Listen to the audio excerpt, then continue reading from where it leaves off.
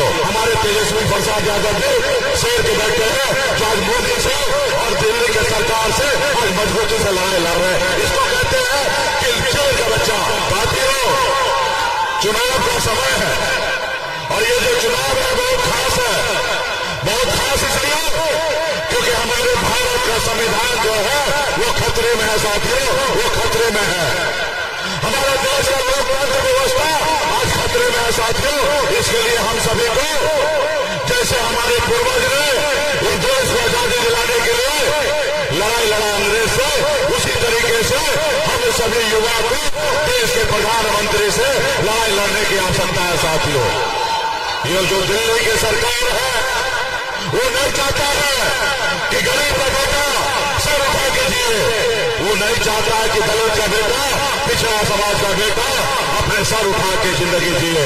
वो चाहता है कि लोग हजारों साल से गुलाम बना हुआ था, आने वाला हजारों साल तक ये गुलाम बना रहे साथियों। इसलिए साथियों, ये लड़ाई बहुत बड़ी है, तो इसलिए आप सभी से अपील करने के लिए आए, मजबूती से लड़ाई लड़ना है। आपने देख सुना होगा 2014 में मोदी जी ने बहुत सारा वादा किया था देश के युवा से कि हर साल 2 करोड़ नौकरी देंगे। आज हमारा युवा ऐसे राह देख रहा है कि नौकरी कहाँ है। देश के किसान से वादा किया, गरीब से वादा किया, पक्का मकान बना के देंगे, विदेश से काला धन लाएंगे और सबके खाता में 15-15 लाख रुपए देंगे। ये मोदी जी सिर्फ जुमले का सरकार है। इसलिए साथियों, मजबूती से आपका भाई सिर्फ चंदन राम के चुनाव लड़ रहा है, इनको साथ दीजिए और इसको जिता के दिल्ली भेजिए। और एक तरफ और महाशय चुनाव लड़ रहे हैं, अपने आप को हनुमान कहते हैं और वो कहते हैं कि हम शेर का बच्चा है।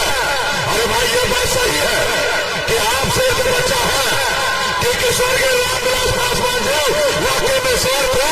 गरीब पिछड़ा दलित के हक अधिकार के लिए हमेशा लड़ाई लड़ते थे। लेकिन आप क्या भाई, आप अपने पिताजी के बताए हुए रास्ते पर चल रहे हैं? नहीं चल रहे हैं। जिस राष्ट्र के जैसे आपको पट्टे बांध के आप पूछ रहे क्या हो रहा है। आज हमारा देश का संविधान खत्म किया जा रहा है, आज सरकारी नौकरी को खत्म किया जा रहा है, सभी संस्थान को प्राइवेट किया जा रहा है और आप कह रहे कि संविधान खत्म नहीं हो रहा।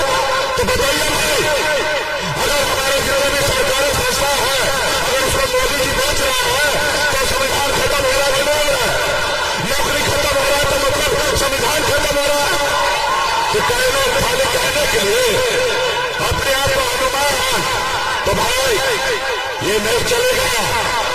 एक रास्ते पे आना पड़ेगा, गरीब पिछड़ा का हक अधिकार के लिए लड़ाई लड़ना पड़ेगा। तब आप अपने आप को कहिए शेर का बच्चा है, वरना आपका कोई हक नहीं है कहने का साथियों। आप देखिए हमारे तेजस्वी प्रसाद यादव जी शेर के बैठे हैं जो आज मोदी से और दिल्ली के सरकार से आज मजबूती से लड़ाई लड़ रहे हैं। इसको कहते हैं कि शेर का बच्चा। आप कह रहे हैं, इसलिए साथियों, आज मोदी जी आए थे, रो रहे थे, स्वर्गीय रामविलास पासवान जी को याद करके एक्टिंग कर रहे थे। आप बताइए, पासवान जी का पार्टी किसने तोड़ा? उसका घर परिवार किसने तोड़ा? उनका चुनाव चिन्ह किसने तोड़ा? उनके घर से बेकार उसके परिवार को किसने किया? ये मोदी जी किए थे और आज आके रो रहे, याद कर रहे हैं। तो ये बिहार में आके एक्टिंग नहीं चलेगा। बिहारी जो है एक बिहारी 100 पे भारी होने वाला है।